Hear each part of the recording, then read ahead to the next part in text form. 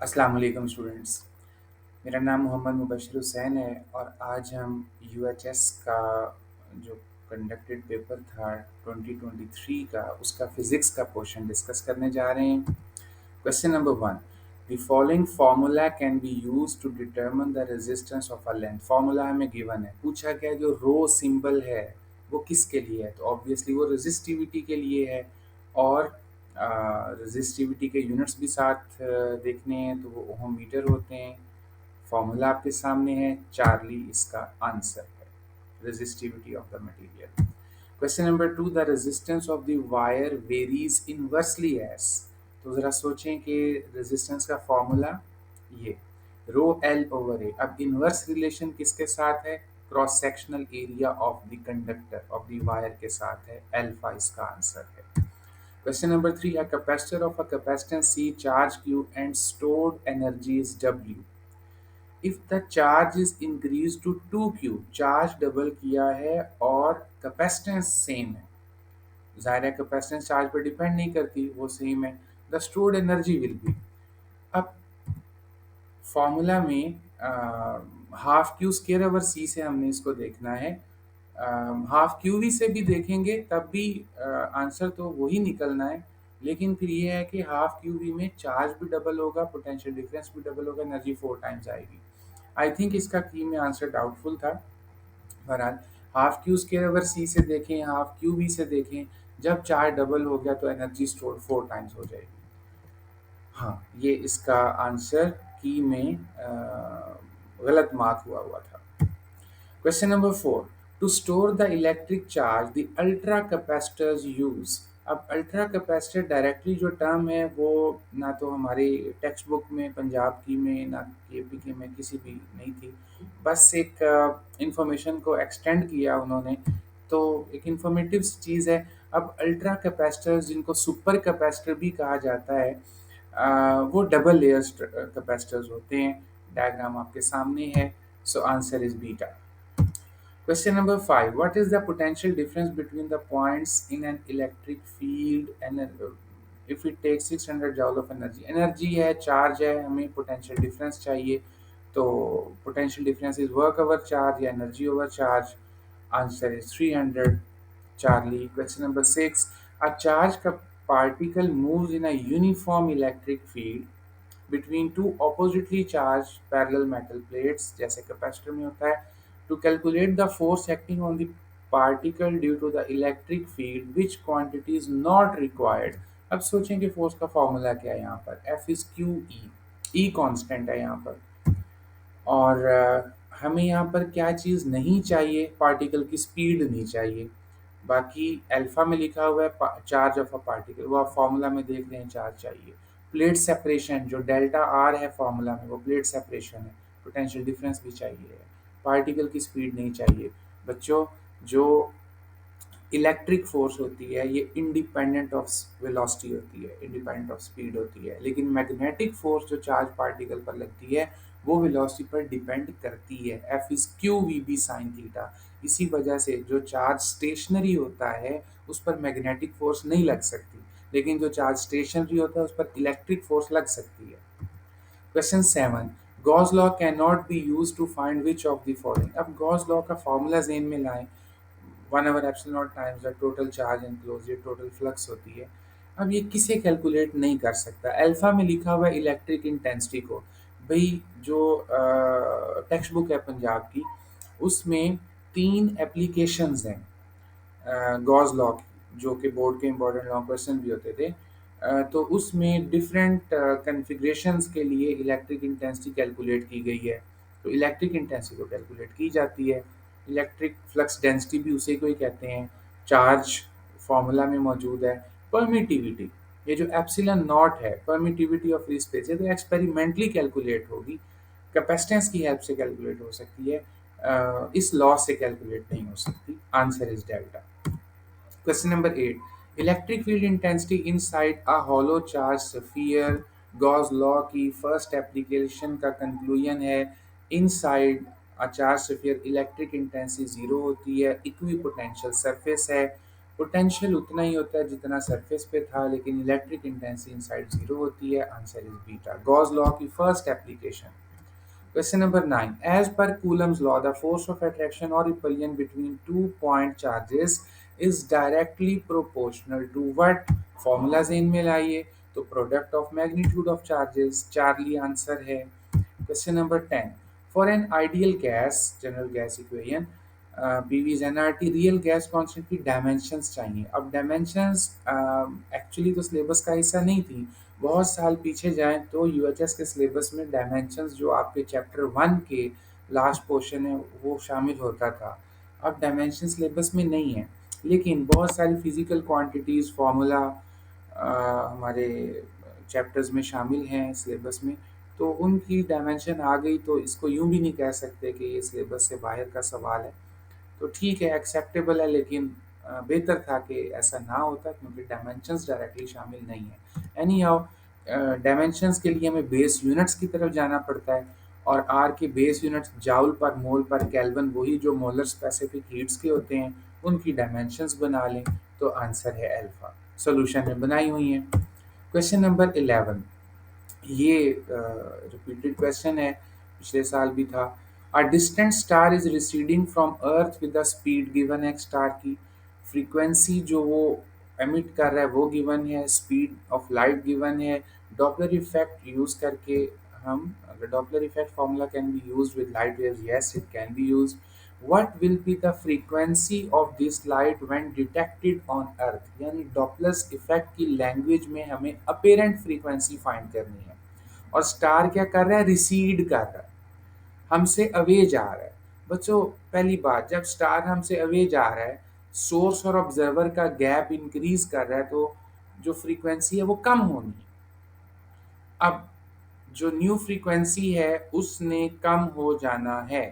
अगर आप देखें ऑप्शन डेल्टा, तो वो इससे ज़्यादा हो रही है, ये नहीं हो सकता। ऑप्शन देखें चार्ली, तो वो सेम है, ये भी नहीं हो सकता। ऑप्शन अल्फा और बीटा को देखें। अब अल्फा ऑप्शन में तो न्यूमेरिकल वैल्यू हाफ हो रही है, और जो 10 की पावर है वो भी एक कम हो रही है, यानी अप्रॉक्सीमेटली 20 टाइम्स कम हो रहा है। तो ऐसा होने के लिए तो उसे बहुत बहुत कोई हाई स्पीड से चलेगा फिर होगा। तो आंसर इज बीटा। देखो, बगैर सॉल्व किए हम इसको डिटेक्ट कर सकते हैं कि आंसर बीटा है, और बाकी सोल्यूशन भी आपके सामने है, आप इसको भी देख लीजिए। Answer is beta. Question number 12. The speed of sound in a gas depends upon, chapter 8 में टॉपिक है, किस किस पे डिपेंड कर रही है। ज़रा इधर हिंट्स में देखिएगा। लेप्लास का फॉर्मूला लिखा है, gamma P over rho. Velocity is directly proportional to square root of temperature, inversely proportional to square root of density of the gas, directly proportional to moisture content in air or in the gas. तो इनमें से जो best option बना कि किस पर depend कर रही है, temperature and density, Charlie answer है। Question number 13, if transverse waves are passing through a medium, then particles of the medium. अब ट्रांसवर्स वेव वो होती हैं जिनमें मीडियम के particles perpendicular to velocity oscillate कर रहे होते हैं। So move in S H M है, वो तो चाहे लॉन्गिट्यूडिनल हो तब भी हैं, तो ठीक है, डेल्टा आंसर है। बाकी ये कि ये perpendicular to the wave velocity oscillate कर रहे हैं, और ये एस एच एम में। Question 14, when a wave goes from one medium to another, frequency change नहीं होती। जब मीडियम चेंज हो, frequency identity of the wave है। अगर मीडियम सेम रहता है तो स्पीड सेम रहती है, और अगर मीडियम चेंज होता है तो फ्रीक्वेंसी सेम रहती है। Wave trough refers to, trough जरा देखें, लोएस्ट पॉइंट है डायग्राम में। So answer is delta. Question number 16, first law of thermodynamics conservation of energy की एप्लीकेशन है कि हमने कितनी हीट एनर्जी सिस्टम को दी, वो कहाँ कहाँ खर्च हो गई। तो फर्स्ट लॉ बताता है कि जो हीट एनर्जी हमने सिस्टम को प्रोवाइड की है उसका कुछ हिस्सा टेम्परेचर बढ़ाने में कन्वर्ट हो गया, और कुछ हिस्सा वर्क डन में कन्वर्ट हो गया।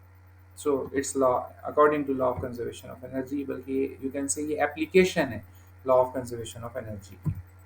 N ideal gas molar specific heat Cp constant pressure पर है, टेम्परेचर डेल्टा टी में चेंज है इंक्रीज इन इंटरनल एनर्जी।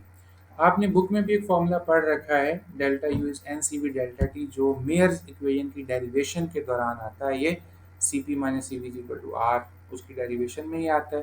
तो यहाँ से सॉल्यूशन आपके सामने है, Charlie answer. Question 18, the ohm meter of the portable digital multimeter need. बच्चों ये सवाल सिलेबस का नहीं था, नहीं आना चाहिए था, मगर आ गया। तो बहरहाल चैप्टर 14 के लास्ट टॉपिक्स हैं। डायग्राम भी बुक में भी बनी हुई है, ये भी मैंने आपके सामने शो कर दी है। Answer is alpha. Internal battery चाहिए होती है ओहम मीटर को। Question number 19, a wire of uniform area of cross section A length has resistance R cut into two equal parts. What happen to the resistivity? Resistivity length width पर depend नहीं करती, dimensions of conductor पर depend नहीं करती। Resistivity depend करती है सिर्फ और सिर्फ नेचर और टेम्परेचर के ऊपर। सो answer is delta. Question number 20. If 0.5 Tesla field is applied over an area of 2 meter square with angle है with the field, then the resulting flux calculation है बच्चों। phi is equal to B A cos theta। अब यहाँ पर जो angle है ये area vector और मैग्नेटिक फील्ड के बीच में होता है। हमें एरिया वेक्टर स्टेटमेंट में मेंशन नहीं है, हालांकि होना चाहिए था क्योंकि अगर मेंशन ना तो इसका मतलब होता है सरफेस एरिया कंसीडर करें, लेकिन सरफेस एरिया से आंसर जो बनता है वो है नहीं यहाँ पर, इसलिए एरिया वेक्टर ही है, उन्हें लिखना चाहिए था, लेकिन कोई बात नहीं, एरिया वेक्टर।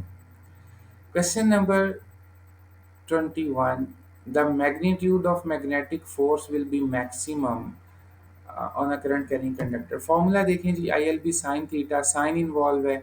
अगर एंगल 90 हो जाएगा between length and magnetic intensity तो फोर्स मैक्सिमम हो जाएगी, अगर परपेंडिकुलर पड़ा होगा rod.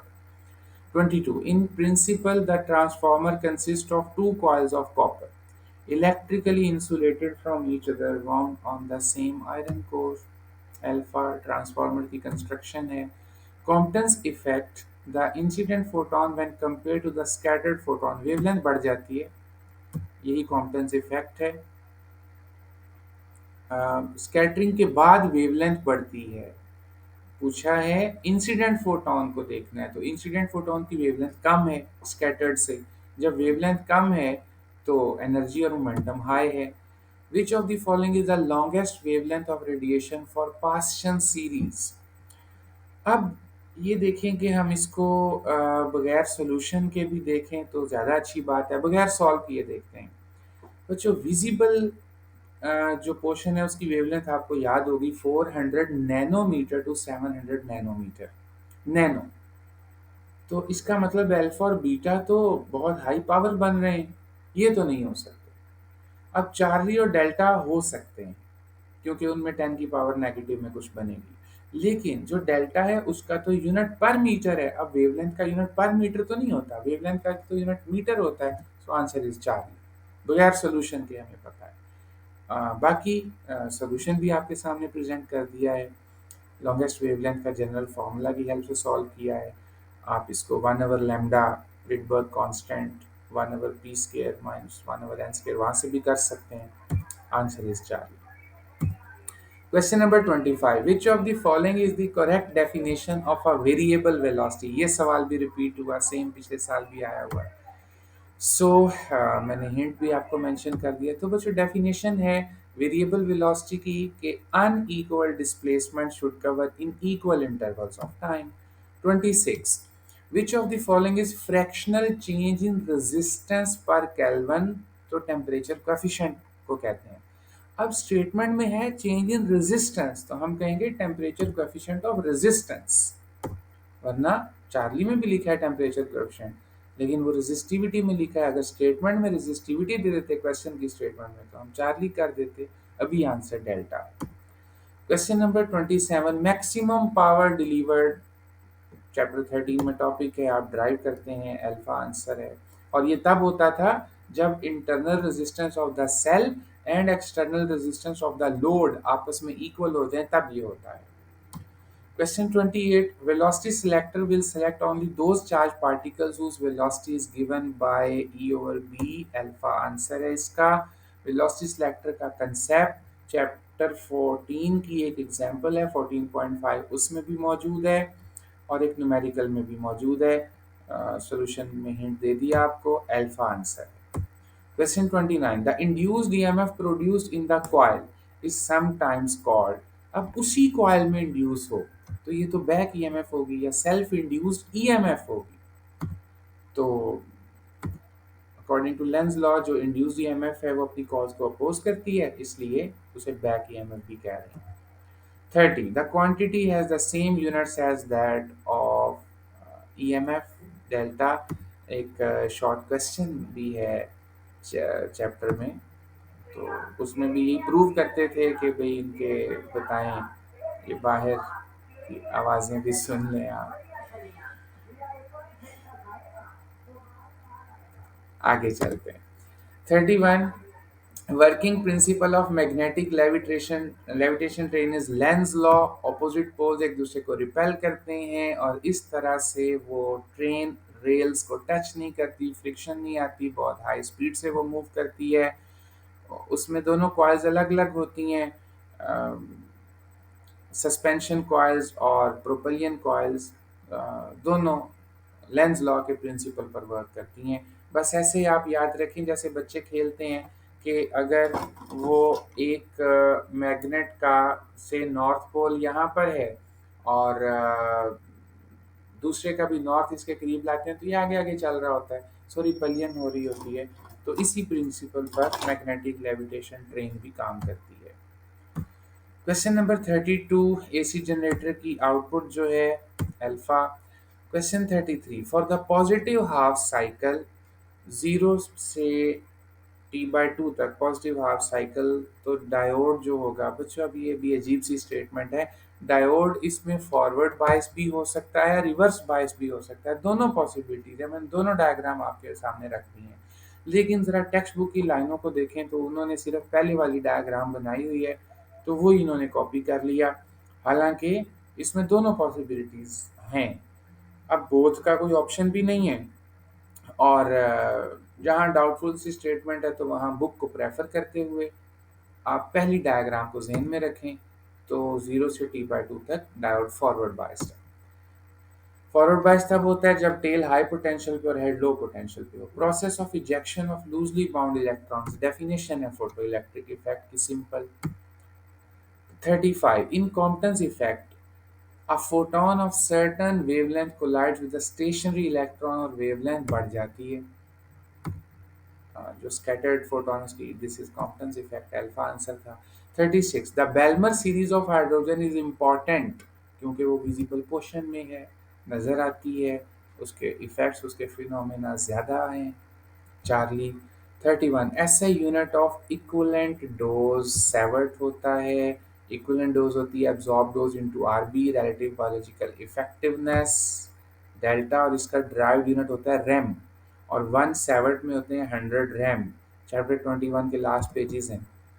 The decay rate of a radioactive substance exponential law ओबे होता है, एक्सपोनेंशियली डिक्रीज करता है. चार्ली आंसर है. जैसे कैपेसिटर की चार्जिंग और डिस्चार्जिंग होती है वो भी exponentially. Relation between grey and red book की लाइंस हैं, 1 ग्रे में 100 रेड होते हैं, उसी तरह जैसे 1 सेवर्ट में 100 रैम होते हैं. सो आंसर इज डेल्टा. सॉल्यूशन भी आपके सामने है. 40. The velocity time plot for a moving particle shows a straight line. तो एक्सेलरेशन का पूछ रहे हैं शायद. The particle has constant acceleration, particle has never turned around, the particle has zero displacement, data is insufficient. VT graph जो है वो straight line है. अब स्ट्रेट लाइन कैसा कैसा हो सकता है ये देखें.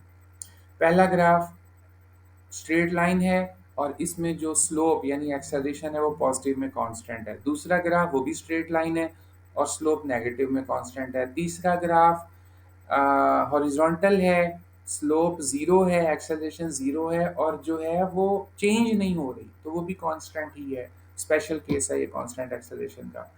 सो आंसर इज अल्फा कि इसकी एक्सेलरेशन कांस्टेंट है। लेकिन बाकी ऑप्शंस को देखें यहाँ पे, particle has never turned around, ऐसा हो सकता है। ये जो सेकंड ग्राफ बना हुआ है इसमें आप देखते हैं ग्राफ लोअर हाफ में गया हुआ है, तो इसका मतलब है डायरेक्शन चेंज हुई थी, डायरेक्शन चेंज हो सकती है। चार्ली में लिखा है पार्टिकल है जीरो डिस्प्लेसमेंट, अब ये कंपल्सरी नहीं है, हो भी सकता है नहीं भी हो सकता। जैसे फर्स्ट ग्राफ देखें तो उसमें डिस्प्लेसमेंट जीरो नहीं है, लेकिन सेकंड ग्राफ में डिस्प्लेसमेंट जीरो है, थर्ड में भी नहीं है। द डाटा इज इनसफिशिएंट, वो भी नहीं आंसर, तो alpha answer. 41 man is in the car moving with the velocity of 36 kilometre per hour, his speed with respect to car. देखिए हम गाड़ी में बैठे हैं, गाड़ी चल रही है, मोशन में गाड़ी विद रिस्पेक्ट टू अस तब हो अगर उसका और मेरा गैप चेंज हो रहा हो। अब मैं जहाँ बैठा हूँ, जितनी दूर मेरे से स्टेयरिंग है, कोई विंडो है, कोई मिरर है, कोई जो भी चीज़ें हैं, उसकी सीट है, कोई कोई पैसेंजर बैठा है, तो उसका मेरा जो गैप है, तो मैं 1 घंटा तक गाड़ी चलाता रहा हूँ, तो जो स्टेयरिंग जितना दूर था उतना ही दूर रहना है, विंड स्क्रीन जितनी दूर थी उतनी दूर ही रहनी है, विंडो जितनी दूर थी उतनी दूर ही रहनी है। मीन्स के कार का और मेरा गैप चेंज नहीं हो रहा। So I and the car are at rest with respect to each other, तो कोई रिलेटिव वेलोसिटी नहीं है हमारी। चार्ली आंसर है। Question number 42, on which car there is a resultant force, किस पर रिजल्टेंट फोर्स हो सकती है या है? Alpha, car moving on a straight road, straight horizontal road. अब स्ट्रेट रोड पर अगर तो वो कांस्टेंट वेलोसिटी से जा रही है तो नेट फोर्स जीरो है, तो यहाँ जीरो भी हो सकती है। हमें वो ढूंढना है जहाँ डेफिनेटली जीरो ना हो।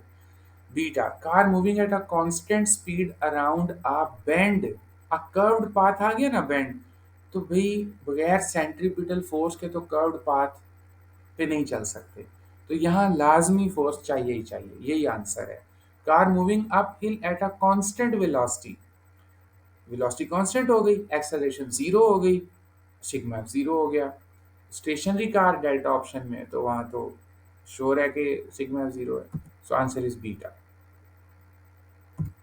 43, if two equal masses are in motion with the same individual speeds, we can conclude that their momentums are same.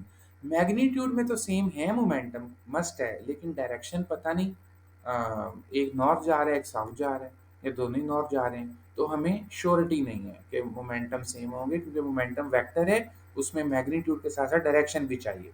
Beta में लिखा है their momentums can be different, हाँ जी बिल्कुल हो सकते हैं, यही आंसर है। Their kinetic energies are different, no, kinetic energy scalar quantity है, उसमें सिर्फ half M V square, M चाहिए वी चाहिए, यानी स्पीड चाहिए, वो तो सेम है। Their total energies are same, may और मे नॉट बी, क्योंकि काइनेटिक तो सेम है, पोटेंशियल्स मुख्तलिफ भी हो सकती हैं, इसलिए beta answer. 44, the work done by variable force can be found by dividing displacement into small patches, आपने चैप्टर 4 में किया ये काम। देखें वर्क का जो फॉर्मूला है एफ डी कॉस थीटा, वो सिर्फ और सिर्फ तब लग सकता है अगर फोर्स कांस्टेंट हो। अगर फोर्स कांस्टेंट नहीं है तो फिजिक्स में वर्क का कोई दूसरा फॉर्मूला नहीं। फिर हमें कुछ ना कुछ ऐसा करना है कि इसी फॉर्मूला को लगा सकें, कोई लिमिटेशंस के साथ, कोई अप्रोक्सीमेशंस के साथ। लगना है एफ डी कॉस थीटा ही है। तो फिर दो रास्ते हैं, या तो फोर्स की एवरेज ले लें, और ये काम भी फर्स्ट बुक के चैप्टर 7 में एक टॉपिक है एनर्जी कंजर्वेशन इन एसएचएम, उसमें आप करते हैं, फोर्स की एवरेज लेके इस फॉर्मूला को यूज करते हैं। दूसरा चैप्टर 4 में ये काम किया हुआ है कि डिस्प्लेसमेंट के स्मॉल पैचेस ले लिए हैं, ताकि हर एक पैच के अंदर फोर्स कांस्टेंट रह सके। बीटा आंसर है। 45, two bodies with kinetic energies given है, मोमेंटम सेम है, मैसेज की रेशो चाहिए। फॉर्मूला देखें, पी स्क्वायर ओवर 2m, जब मोमेंटम सेम हो तो काइनेटिक एनर्जी और मास का इन्वर्स रिलेशन होता है। अगर स्पीड सेम होती तो काइनेटिक एनर्जी और मास का डायरेक्ट रिलेशन होता, half M V square. Answer is delta. 46, fisherman lifts a fish of mass 250 gram from rest to height है, स्पीड है फाइनल फिश की, कितनी एनर्जी गेन कर ली फिश ने? भी फिश ने दोनों एनर्जीज गेन की हैं, काइनेटिक भी पोटेंशियल भी। तो काइनेटिक को आप हाफ एम वी स्क्वायर से सॉल्व करेंगे, पोटेंशियल को एम जी एच से, फिर दोनों को ऐड कर दें, सोल्यूशन आपके सामने है, answer is delta. 47 sorry. 1 radian is analogous to 57.3 degree होता है, लेकिन यहाँ डिग्री के आगे मिनट और सेकंड भी लिखे हुए हैं। ये जो एक स्लैश है ये मिनट को शो करती है, और जो डबल स्लैश है ये सेकंड्स को शो करती हैं। डिग्री, मिनट, सेकंड ये मैट्रिक में बच्चों ने पढ़ा होता है, एफएससी में, मेडिकल के बच्चों ने ये नहीं पढ़ा होता। तो वही बात है, सॉल्यूशन आपके सामने है कि 57 डिग्रीज मुकम्मल है। अब जो 0.3 है ना, उसके बनाने हैं मिनट। अच्छा, ये मिनट और सेकंड टाइम के यूनिट भी होते हैं और एंगल के यूनिट भी होते हैं। तो यहाँ जो डिग्री, मिनट, सेकंड कह रहा हूँ, तो ये टाइम के यूनिट्स हैं। सॉरी, ये डिग्री, मिनट, सेकंड एंगल के यूनिट्स हैं, टाइम के यूनिट्स नहीं है। और एंगल में आपको एक बात बताऊं, बुक 1 के अंदर चैप्टर 5 का लास्ट पेज है, Einstein's and Newton's view of gravitation, Punjab text book की बात कर रहा हूँ। उसमें एक 1919 का सोलर एक्लिप्स डिस्कस किया हुआ है, उसमें भी कुछ एंगल 1.7 कुछ सेकंड्स में एंगल दिया हुआ है। तो वो यही वाला है, डिग्री, मिनट, सेकंड। अब एंगल में कैसे कन्वर्ट करते हैं, तो 57 कंप्लीट डिग्री है, उसे साइड पे कर लें। जो 3 है, 0.3, उसे करें 60 से मल्टीप्लाई, तो ये 18 बन गया। तो आंसर आया 57 डिग्री एंड 18 मिनट। ये इस अंदाज से था। बाकी प्रॉपरली अगर हम वो 180 ओवर पाई से सॉल्व करें ना, तो पाई को 22 ओवर 7 लें, तो एग्जैक्ट आंसर आता है 57 डिग्री 16 मिनट एंड 22 सेकेंड्स। यहाँ पर आंसर है 4। 48 question. In the displacement time graph if the slope is constant, पहले भी एक ऐसा सवाल गुजरा है वेलोसिटी टाइम से रिलेटेड। आप देखें यूनिट 1 के ग्राफ्स का टॉपिक कितना इंपॉर्टेंट रहा। If the slope is constant, भाई डिस्प्लेसमेंट टाइम ग्राफ की स्लोप बताती क्या है, वेलोसिटी बताती है ना। तो जब स्लोप कांस्टेंट है तो वेलोसिटी भी कांस्टेंट है। ये सॉल्यूशन भी आपके सामने है, वही इस जैसी पहली भी बात वीटी ग्राफ से हो गई है। 49, an 8 kg box slides along a frictionless floor, speed है, ये टकराता है एक मैसलेस स्प्रिंग के साथ और उसमें 12 सेंटीमीटर का कंप्रेशन लाता है रुकने से पहले। यानी रुकने से पहले ये 12 सेंटीमीटर का रिटार्डिंग डिस्टेंस कवर करता है। तो रिटार्डिंग फोर्स बतानी है। भाई वर्क एनर्जी प्रिंसिपल का केस है। सॉल्यूशन आपके सामने, आंसर आएगा -300। उस नेगेटिव का मतलब है रिटार्डिंग फोर्स है। सो चार्ली आंसर है यहाँ पर, नेगेटिव किसी में भी नहीं है। और वो उन्होंने खुद ही स्टेटमेंट में कह दिया कि रिटार्डिंग फोर्स, मतलब उन्होंने कंसीडर किया हुआ है कि जो नेगेटिव साइन रिटार्डेशन की वजह से आना है। Question number 50, the circular line has a fixed distance from, circle है तो सेंटर के साथ उसका फिक्स डिस्टेंस होता है। तो एनी पॉइंट नहीं, अब फिक्स पॉइंट, और वो फिक्स पॉइंट क्या होगा, सेंटर ऑफ सर्कल होगा। सो बीटा इसका आंसर है। Question number 51, if a particle is moving with uniform circular motion. अब यूनिफॉर्म सर्कुलर मोशन कौन सा होता है, जिसमें स्पीड कांस्टेंट रहती है। वेलोसिटी तो किसी में भी कांस्टेंट नहीं रह सकती क्योंकि डायरेक्शन चेंज हो रही होती है। तो जो नॉन यूनिफॉर्म है उसमें स्पीड कांस्टेंट नहीं रहती, जो यूनिफॉर्म है उसमें स्पीड कांस्टेंट रहती है। अब क्योंकि जो यूनिफॉर्म सर्कुलर मोशन है उसके पास सिर्फ रेडियल एक्सेलरेशन होती है या सेंट्रीपिटल एक्सेलरेशन होती है, और वो रेडियस के अलोंग होती है, वेलोसिटी टेंजेंट के अलोंग होती है। इस वजह से वेलोसिटी और एक्सेलरेशन में 90 डिग्री का एंगल बनता है। चार्ली आंसर है। क्वेश्चन नंबर 52, 1 डिग्री कितने रेडियन बने, 360 डिग्री के 2 पाई रेडियन बनते हैं, तो 1 डिग्री के 2 pi over 360 radians means pi over 180। Beta answer है। Question 53, an observer standing near the sea shore, 54 waves पर मिनट आ रही है, ये फ्रीक्वेंसी है लेकिन एसआई में नहीं है। इसको 54 ओवर 60 करना पड़ेगा, फिर वो एसआई बन जाएगा। और लैम्डा गिवन है, तो v is equal to f lambda, speed of the waves find करनी है, आंसर इज बीटा।